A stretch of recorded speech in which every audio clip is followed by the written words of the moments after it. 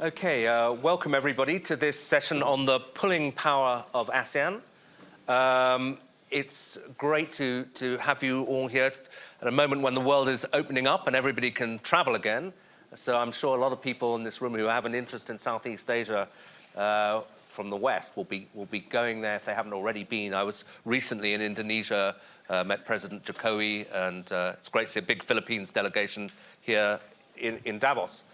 But all of this is happening at a time of rising geopolitical tensions. I was just doing a Japan session actually next door, and the sense that countries in Asia are being pulled between the rival demands of the US and China is really quite striking. So we have a brilliant panel to discuss these issues. Just going from my left, we have Anutin Chanvirakul, the Deputy Prime Minister of Thailand, Merit Janal, Chairman of MasterCard, but also a distinguished academic, former government official in the US.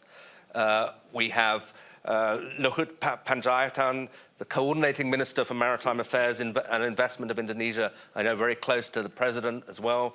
And on the left there, Teresita Sikason, the Vice Chairperson of one of the Philippines' biggest conglomerates, SM Investments, and I think part of a big Philippine delegation, along with President Marcos, who is here. And in fact, I'll start with a comment that I saw President Marcos last night, and he was saying, a lot of optimism about the region, but he also said, he quoted the famous African proverb, which he said, when elephants fight, the grass gets trampled. And the two elephants he had in mind were the United States and China, and he said, we're the grass in Southeast Asia. We're in danger of getting trampled in this conflict. So if I can start with the two politicians who have to navigate this. Deputy Prime Minister, from Thailand's perspective, how do you see the current geopolitical situation, this rise in tensions between the US and China? Because these are both very important relations for you. Well, Thailand never loves conflict. We try to be adaptive to all nations. If you're talking about China and Thailand, I think more than 80% of population in Thailand call themselves Chinese. Even in the household, many households in Thailand still speak Chinese in the family. So I think Thailand will have to be very careful in handling this situation. But however, we have a very strong and lengthy relationship with the US as well. So we try to be as neutral as we can. And we will mainly decide on things that, would not create any conflict with neither countries. But as long as it serves the benefit of our people, Thailand will tend to go to that direction. Yeah, because of course the economy of Thailand is deeply integrated with China. I mean, in terms of the investments by your conglomerates, Chinese investment into Thailand. So this American talk of decoupling, it's not really practical for you, is it? I would say both. Thailand has a trade surplus with both countries. Of course, the United States is by far one of our biggest markets, and we cannot, try to create any discrepancy with them. But lately Thailand has positioned itself in the right path, because we tend to focus more on trade issues with them. We try to avoid having any differences in terms of political aspects. Then we focus more on trade and development partnership. So in Thailand, we are like the country that we welcome all friends. 30 years ago, there were only American-Thai joint ventures in developing our countries. Lately, Chinese play more role, but all in all, both countries are still our good friends and vital to drive our economy forward. Yeah, and Minister Luhut, you've just come off the experience of Indonesia chairing the G20, incredibly tricky task. Everybody was worried about what happened if Putin shows up, but then US-China tensions, and there was actually a Xi-Biden meeting there.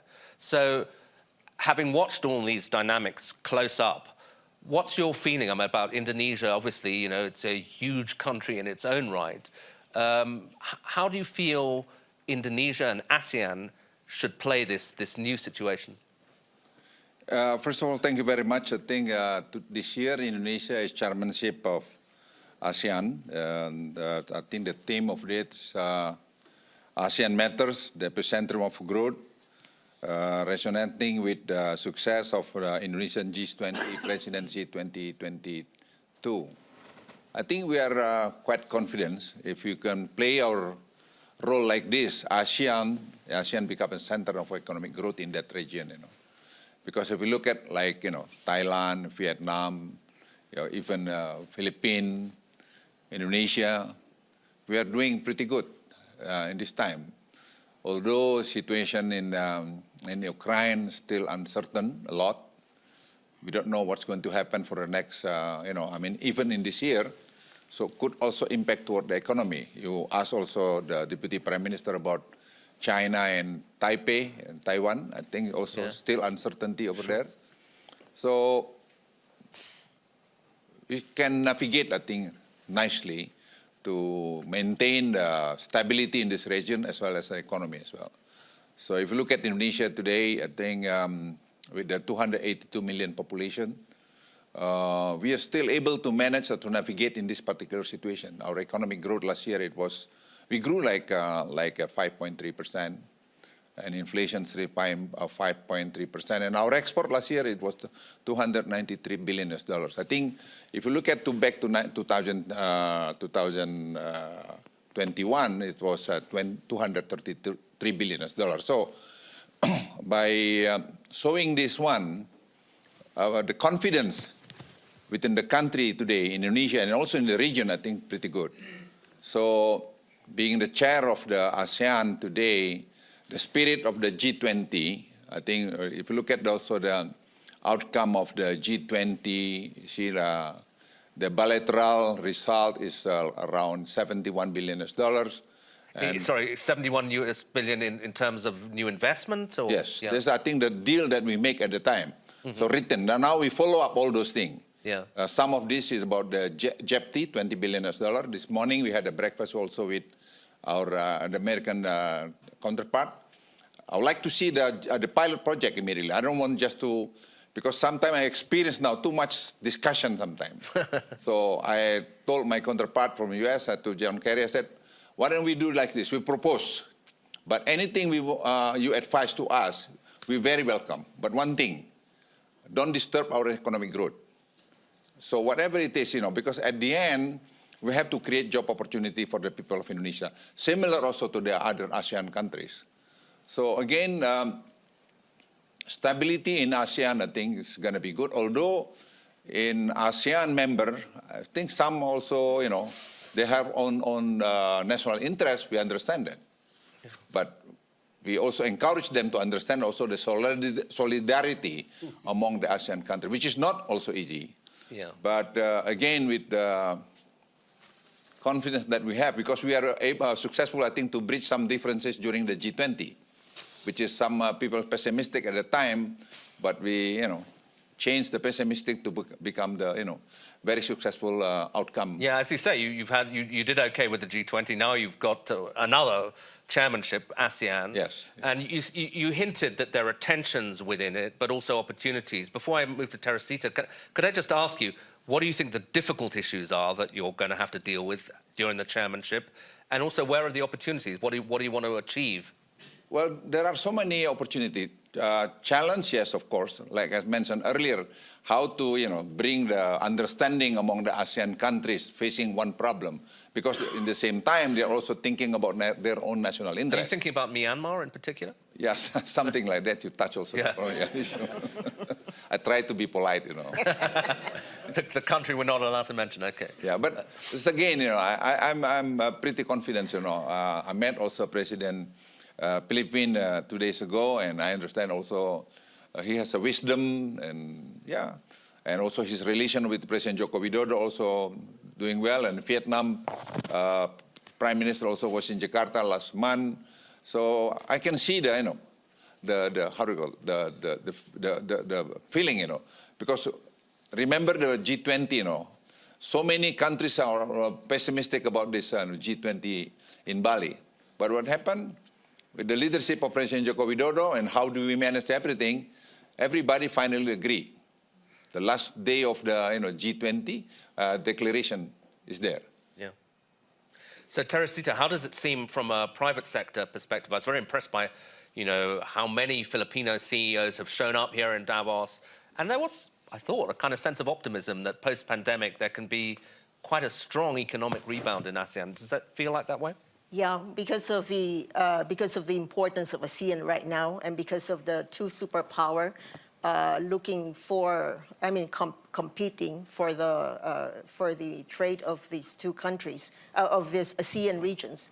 I think Philippines has been able to benefit from it. We're not as active as Thailand, Indonesia, or Malaysia, but somehow if the region grows, we grow as well. So right now, we are looking more into investment. You see, Philippines is more geographically outside of the continent of the ASEAN. So most of the effect of the ASEAN will come very slow to the Philippines. But for us, we are nearest to China. So for the economic side, we actually depend on China. On the political side, we depend on the U.S. But, so we have to be like the other countries. We have learned to be flexible and neutral. Yeah, flexible. Do you think you'll be able to stay flexible and neutral as these tensions rise? I think so, because the ASEAN have matured to a certain level that we depend on each other for strength. And more or less, we have been able to do that. The last few years, we have been looking into how to take advantage of that interdependence in terms of economic growth, stability of the area, and I think we have made some success. So ASEAN for us, for the Philippines, is a strength for us. Yeah. And Merit, as an American, but somebody with deep knowledge of the region, how do you feel Washington's playing it? Because, obviously in this growing tension with Beijing, Southeast Asia is critical. Both sides are playing for what happens there. And I guess America, as Teresita says, it has great strengths and security, but in economics, it's not been part of these new trade deals. It didn't join CPTPP or TPP as it then was. And trade, I know you've worked some time ago in the USTR. Are you worried by America's, put it this way, do you think America's getting it right, or are there things they should be doing differently in the region? Well, first of all, I think it's a privilege to be here and to hear from leaders from the region. It's a region of enormous economic vitality and future potential.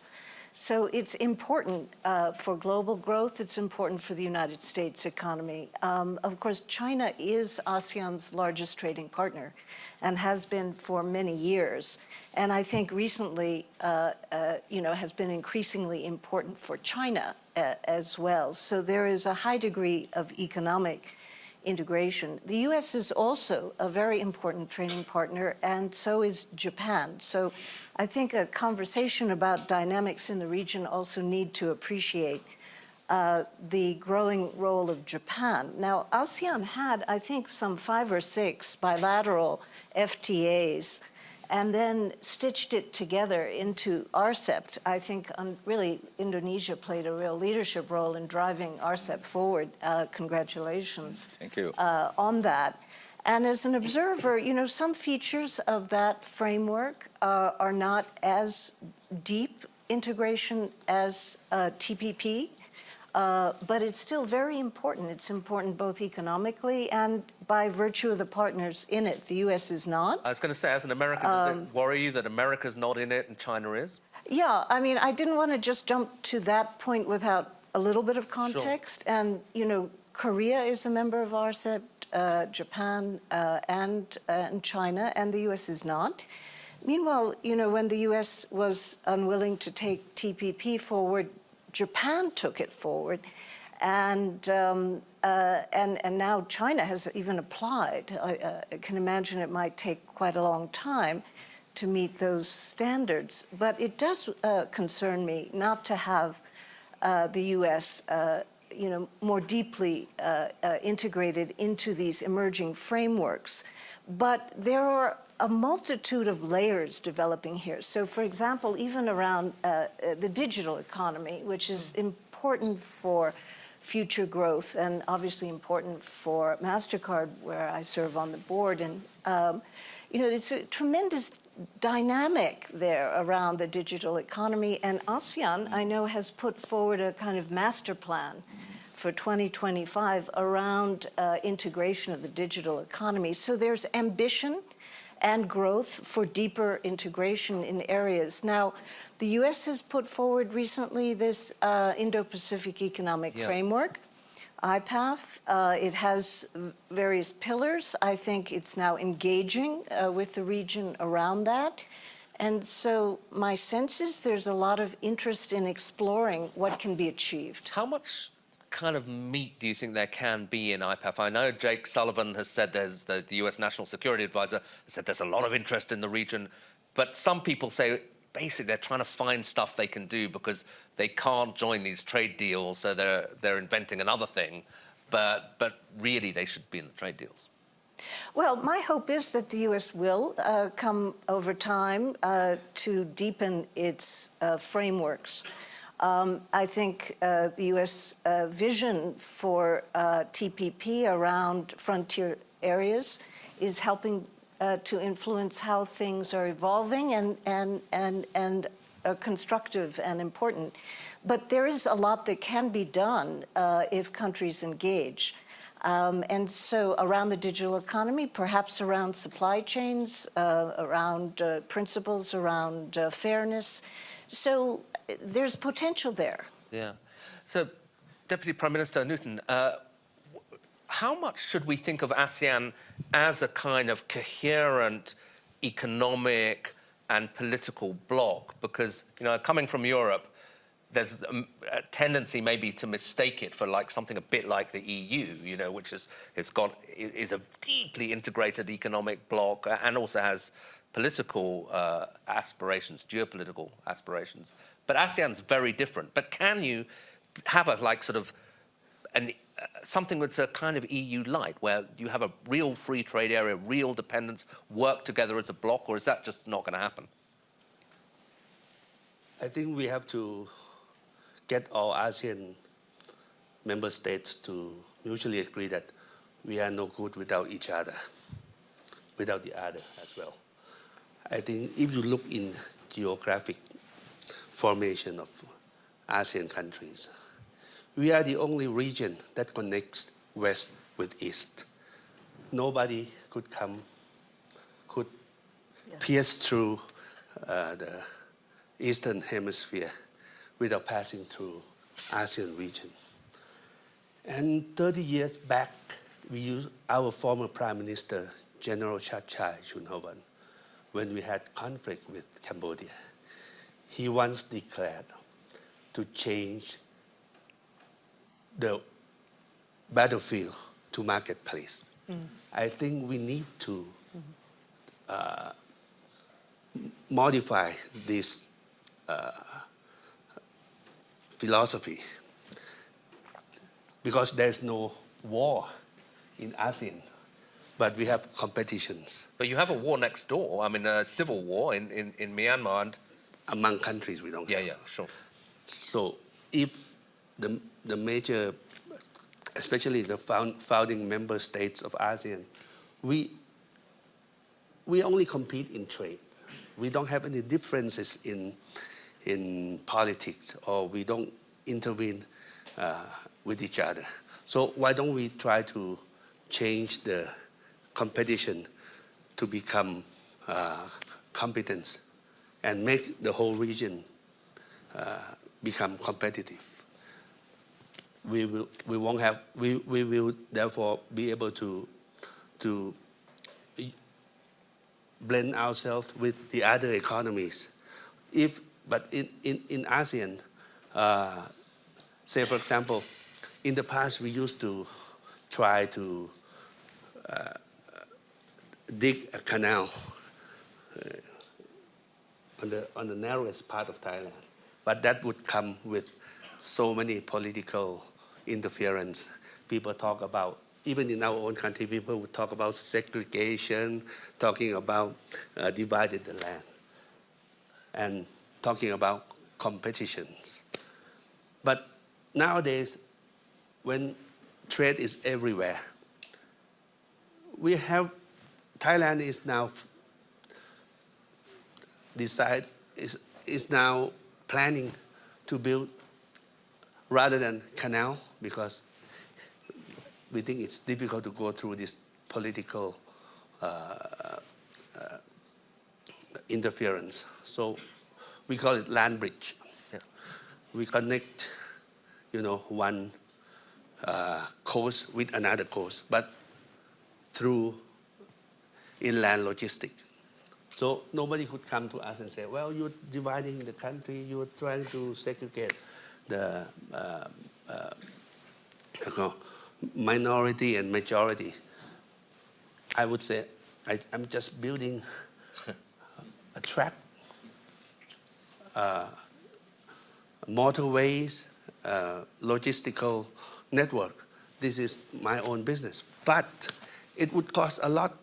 So why don't a friend from Philippines or from Indonesia, as well as Singapore or Malaysia, you are full of financial resources, come to join as a partner.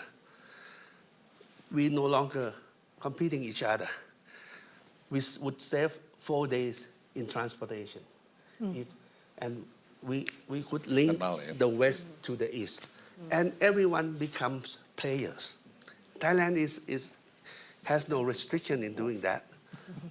Talking about our Singapore likes that. next neighbor. Yes. Okay. So can I just ask, Myanmar. because there is this perception that Thailand is probably the most Again, sympathetic to Myanmar, that's why the I current say, government. Yeah. For the time being, with Myanmar, we have to help them. We have no more choice. All ASEAN members will have to help them. Or else, their people will be everywhere in our country. And we will have by But what does help humanity, mean, we have to help them. But we have to help them, we have to, in whatever fashion we can. Like, for example, in Thailand, the basic thing that we would help them is during the pandemic, we donated all medical supplies, vaccines. We donate everyone along the borders to make sure that they are safe, so my country is safe. But that could go further in terms of economic subsidy, Yeah. something like that. But we have to work join hand together, and then, we therefore will be able to strengthen. Then, if the economy grows further, we will be the only region that might not be short of laborers. Yeah. So these kind of things, we will have to work together and form a belief that with this kind of strength, we can stand negotiating with everyone in the world without being, an underdog to other people. Sure. Okay, but Minister, from the Indonesian perspective, again, the perception is that Indonesia is a little bit less patient with Myanmar and has talked about, maybe getting much tougher with them. Do you think that's the way to go, that you can't just say, well, we're going to help them because they're not really doing much? Rahman is not necessarily, less patient to Myanmar, But if you look at back to Indonesia 30 years ago, I think military also controlled Indonesia, I should say. Absolutely. But then maturity among the leadership within the military also bring democracy gradually to Indonesia. So today, we don't care whether you are military or civilian. Yeah. As long as you are qualified to manage something, they allow you to go there. My background military. Yeah. I retired from military. I spent 31 years in the military. But now I'm a civilian. I'm working under President Jokowi, which is civilian. So again, this maybe takes some time also for Myanmar to understand. And we try to share our experience to Myanmar to say, look, maybe you can also learn something from us. But we're not going to push them to do that because they have their own democracy. Each country has their own democracy. Let them exercise their own democracy. Let them exercise their own democracy, and we can support if they wish. And I think so far our foreign secretary has a quite good direct contact. They're not very democratic at the moment. I mean, they're not very democratic at the moment. But do you think they're going to hold elections and transition back to? Well, leave it to them. But we don't want to interfere too much their own domestic issue. Nobody want anybody interfere their own domestic issue. Maybe they have some issue over there, but we continuously advise them, give our own view to the existing to junta today, and I'm pretty sure time is coming. Whether this year and next year, I think they can solve their own problem, but because the spirit ASEAN also could help that. So we'll try also during the leadership of the Indonesia during the ASEAN this year. I will try to approach again. Yeah. So time to time from the military, because some of them are already trained in Indonesia before in the Lemhanas and also in some military school. We'll try to approach them. Not necessary. Military can control everything. Military also can be part of the government.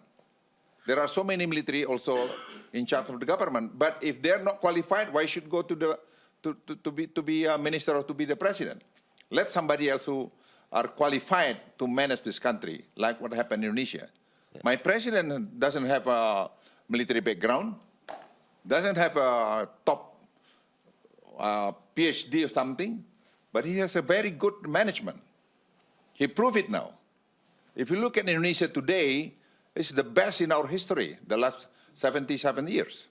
Our economy, stability, and also downstream industry, digitalized. You mentioned about a digital economy. Because of COVID, Indonesia right now, nearly everything digitalized, ongoing now. So you can imagine government procurement of $105 billion, all digitalized this year. We can see the difference. So less and less corruption because of that, because you cannot do corrupt anymore, because you just go to the catalog. You don't need to do tender anymore. Even the military. So you can imagine the military right now procurement go to the catalog. Can you imagine that 10 years ago? No, pa. Yeah. But today, pa, it happened in Indonesia. Yeah. This is, I think, the process that we had to learn. So I believe also if this could happen to Indonesia, could happen also to anywhere in ASEAN members. So I'm pretty confident on that. So you're sort of saying you can improve Myanmar and other places by example as much as by pressure? Well, again, our policy, we don't want to interfere too deep, too much to the other country domestic issue. Sure. Because you don't know exactly what's going on over there. Or other countries try to interfere in Indonesian problem. I say, hey, don't dictate Indonesia. We know what to solve the problem. If you look at the COVID, the very complex issue now, Indonesia is very successful to manage it. Nobody can blame us. Yesterday I met to AstraZeneca. I saw how do we set up the policy based on data, based on the technology. They said, I don't see any country better than Indonesia to tackle the COVID-19. Okay, let me just ask one more question of Teresita, and then we'll have a little time for questions from the audience. But we heard a very eloquent plea from the Deputy Prime Minister about encouraging others to invest in infrastructure in Thailand. And I know it's a big priority for the Philippines as well, yes, to upgrade infrastructure. And you're also trying to attract foreign capital, yes, into that. What needs to be done? What's the scope there? I guess we just follow our neighbors. You know, there's Thailand, there's Indonesia, and we are inspired by Indonesia because they have double our populations. I mean, more than double our populations, but their growth is better. I mean, no, this year we have high growth, and we will have high growth again this year. The thing is, we don't have a lot of foreign investment, so we look after ourselves, and we were able to make some growth. So I think what we'll do is to emulate our members' country in the ASEAN, and it'll be okay.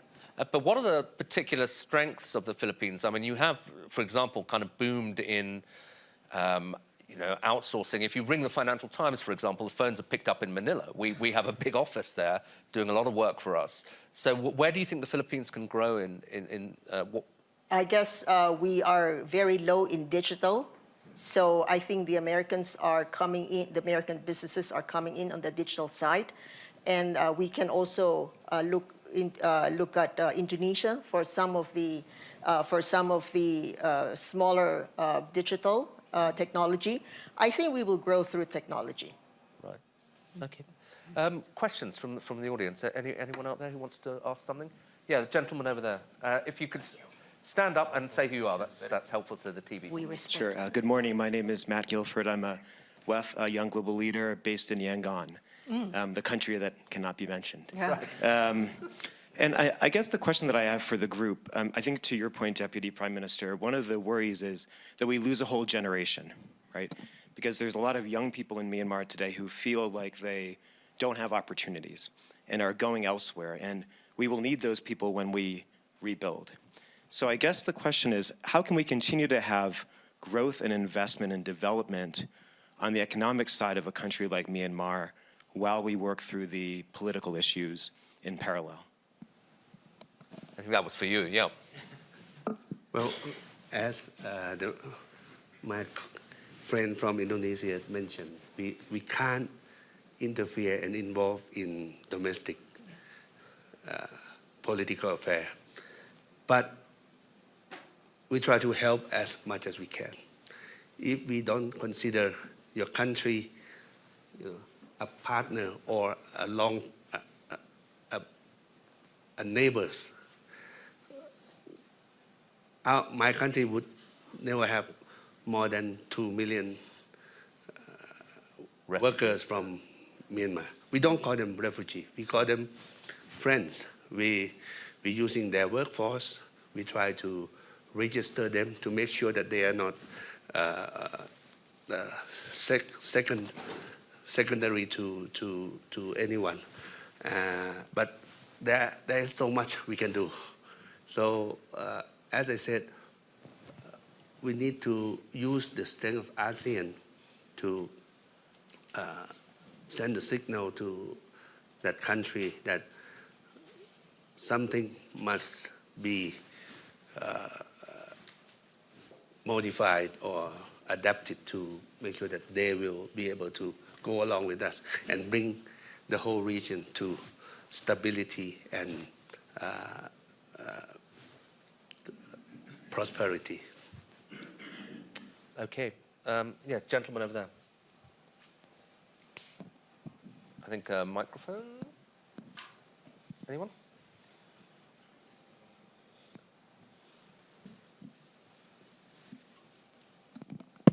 Oh, thank you very much. I'm Kenji Kawase. I'm a journalist from Nikkei. I'm based in Hong Kong, by the way. I have questions to two ministers with regard to your potential new membership to the ASEAN, Timor-Leste. In principle, last November, you've agreed to accept.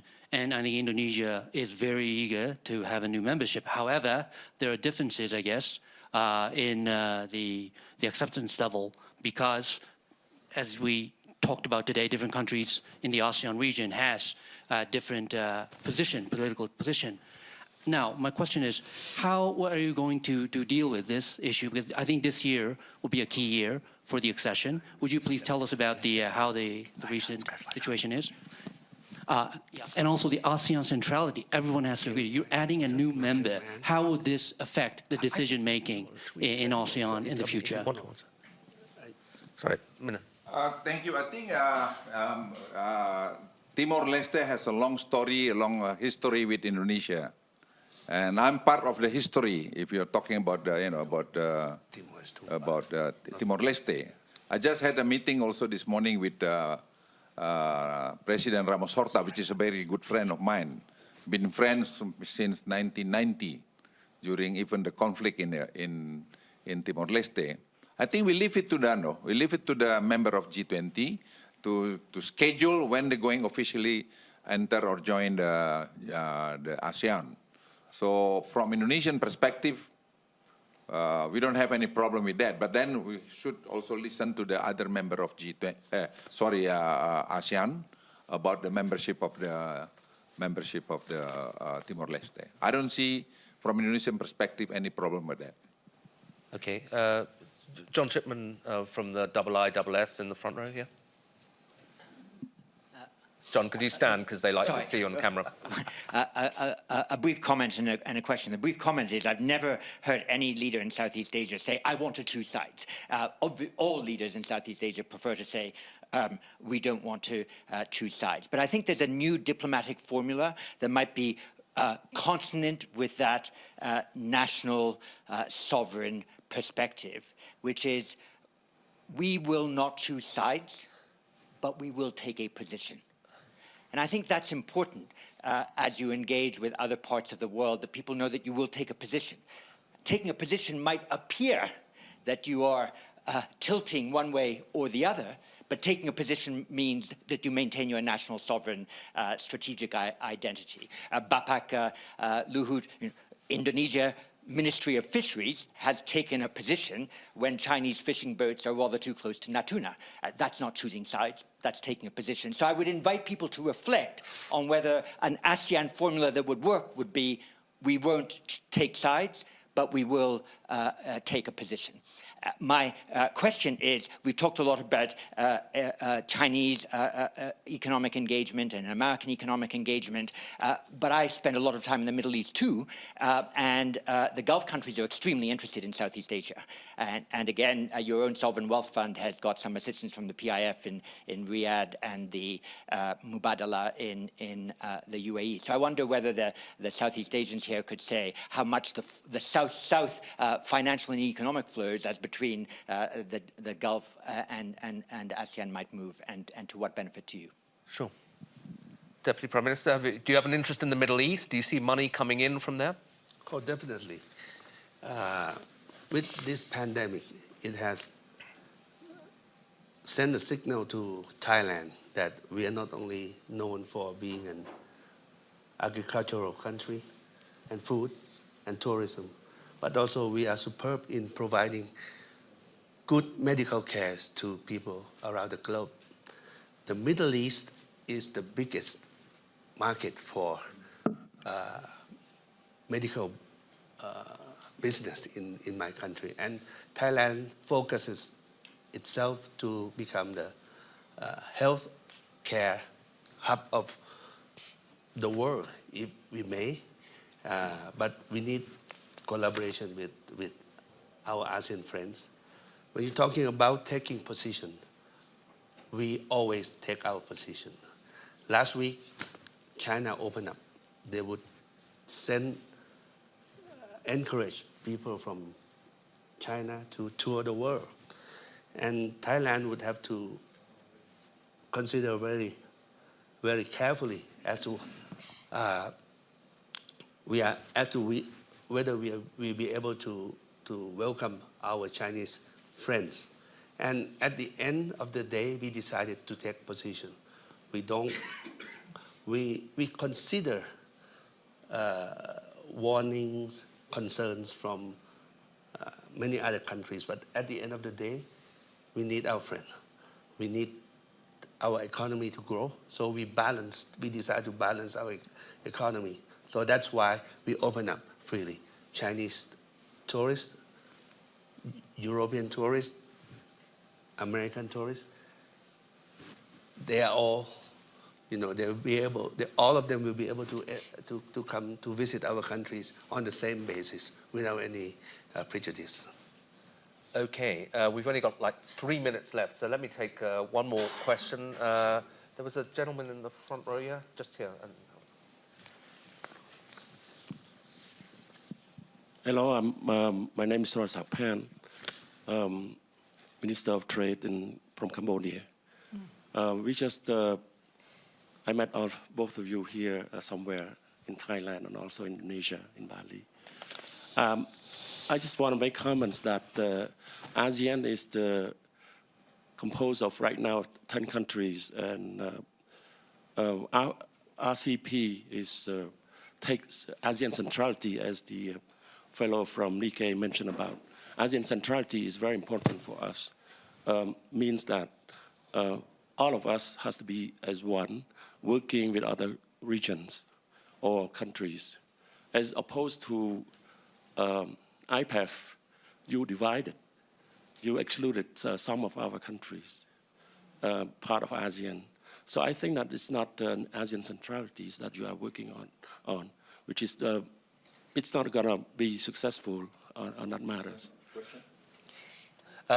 It's about ASEAN centrality, but also I think, Merit, I don't know if you want to comment on that, but the exclusion of some ASEAN countries from IPEF, the US Indo-Pacific Economic Framework. Yeah. And is Cambodia one of those countries that's excluded, I guess? Yes. And you need to know that ASEAN, as a fellow ministers here on the floor of talking about here, ASEAN centrality is very important, and we work on consensus basis.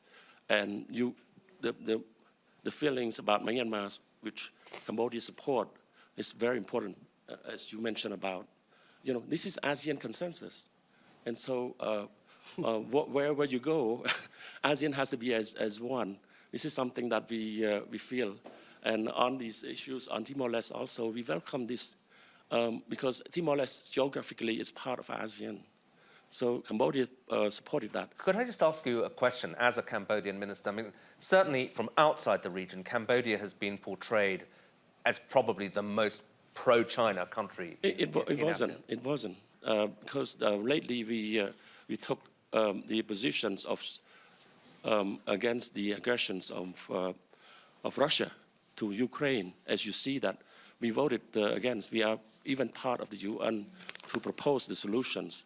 And it is a wake-up call to all of you that Cambodia has its own sovereignties and its own position to take charge of our country's destinies. It's not work with us. We already have the same feelings here that we work with China for our own goods, not for China. We work with USA's, the same thing. This is ASEAN ways of doing business.